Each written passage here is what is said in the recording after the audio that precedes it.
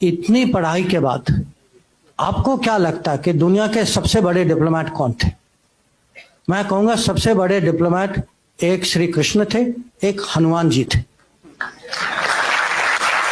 नहीं, और बहुत सीरियस उत्तर दे रहा हूं मैं आपको कि अगर आप उनको कूटनीति के परिप्रेक्ष्य से देखें कि किस सिचुएशन में थे, उनको मिशन क्या दिया गया था, किस तरीके से उन्होंने हैंडल किया था। और हनुमान जी ने तो माने उसके साथ इतना इंटेलिजेंस भी, और मिशन के आगे भी बढ़ गए थे। उन्होंने सीता को वो कांटेक्ट भी किया था, पूरी लंका की खबर ली, लंका को जला भी दिया उसके बाद। माने कैसे डिप्लोमेट निकले, माने ऑल पर्पस मल्टीपर्पज डिप्लोमेट। 10 बड़े स्ट्रेटेजिक कॉन्सेप्ट जो इंटरनेशनल रिलेशन, मैं हर कॉन्सेप्ट का आपको एक महाभारत में इक्विवेलेंट दे सकता हूं कि अगर आप कहें अरे आज मल्टीपोलर वर्ल्ड है, उस समय भी अगर कुरुक्षेत्र के मैदान में क्या हो रहा था, वो मल्टीपोलर भारत था जिसमें अलग अलग राज्य थे। सबको कहा गया कि आप उनके साथ हैं, मेरे साथ हैं। 1-2 नॉन अलाइन निकले बीच, जैसे बलराम थे या रुक्मा थे। या अब हम कहते हैं कि ग्लोबलाइज दुनिया है, इंटरडिपेंडेंस है, हम सब पे ये बाधाएं हैं, कंस्ट्रेंट। अर्जुन की दुविधा क्या थी? कंस्ट्रेंट ही थी कि वो इंटरडिपेंडेंट थे, इमोशनली इंटरडिपेंडेंट थे कि मैं अपने रिश्तेदारों के खिलाफ मैं कैसे लड़ाई करूं।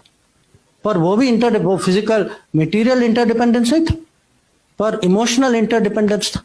या हम कभी कभी हम कहते हैं अरे पाकिस्तान ने ये किया वो किया, चलो हम स्ट्रेटेजिक पेशेंस दिखाते।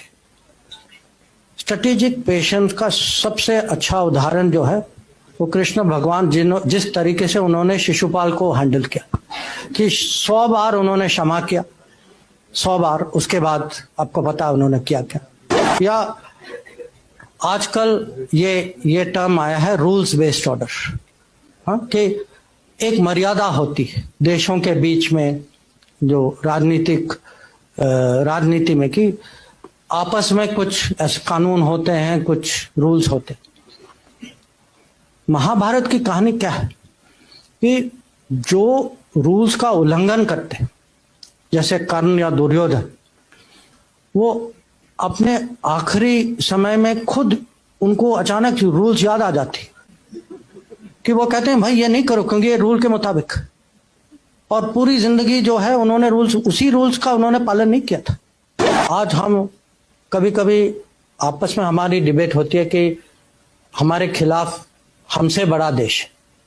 अब ये याद रखिएगा कि पांडव जो है, पांडव कौरव की प्रोपोर्शन जो थी वो 7-11 थी, कि वो छोटी फौज थी, उनके पास छोटी फौज थी पर बड़ी सोच थी, अनुशासन ज्यादा था, क्रिएटिविटी ज्यादा था, इंटेलिजेंस ज्यादा था, और श्री कृष्ण उनके साथ थे।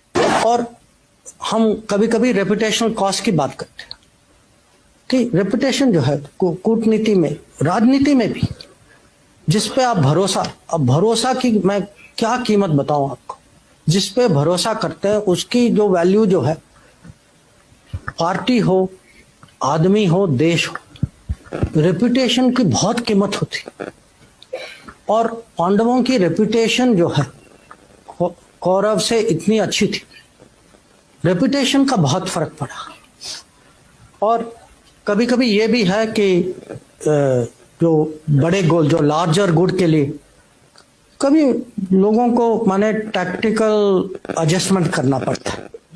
और ये भी इसके बहुत उदाहरण, जो युधिष्ठिर ने अश्वत्थामा के बारे में कहा, अब स्ट्रेटेजिक डिसेप्शन, जो जब कृष्ण भगवान ने सूर्यस का एक किस्म से इल्यूजन क्रिएट किया तो जयद्रथ को लगा कि वो बच गए। हम जो हैं इतनी माने आसानी से ये शब्द लेते हैं, Trojan horse, Achilles heel, Gordian knot. अब ये कहां से आते हैं ये शब्द? किसी और के कथा से आते हैं। अब मुझे उससे कोई दुश्मनी नहीं है, मैं भी वही कथा पढ़ता हूं, मुझे भी उसमें रुचि है। पर मैं हमारे देशवासियों को समझाना चाहता हूं कि भाई आप अपने बारे में भी पढ़िए, इसका भी महत्व समझिए। इंडियन स्ट्रेटेजिक कल्चर दूसरों के अनुभवों और दूसरे के कथाओं से नहीं बनेगी। इंडियन स्ट्रेटेजिक कल्चर इंडिया के एपिक से बनी है।